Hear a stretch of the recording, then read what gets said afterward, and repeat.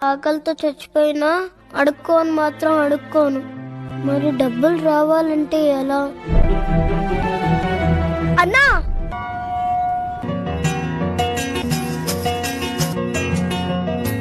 పువ్వు ఎంతరా?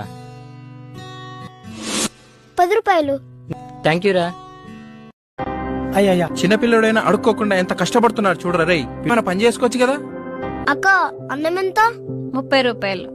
పప్పు 20 రూపాయలు. 2 కలిపించండి అయితే. అయ్యా పక్కనే కూర్చొని అడుక్కోమని చెప్పాను కదా, ఎక్కడికి వెళ్ళావు? మనం అడుకోవద్దు నాన్న.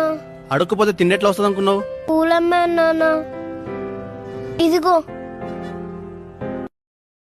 కలిగిన బాధలన్నీ కదలకు చేరువాయే, బ్రతుకున ఆశలన్నీ ఇక్కడి నుంచి మనం బిచ్చం అడుక్కోవద్దు నాన్న. పూలు అమ్ముకుందాం.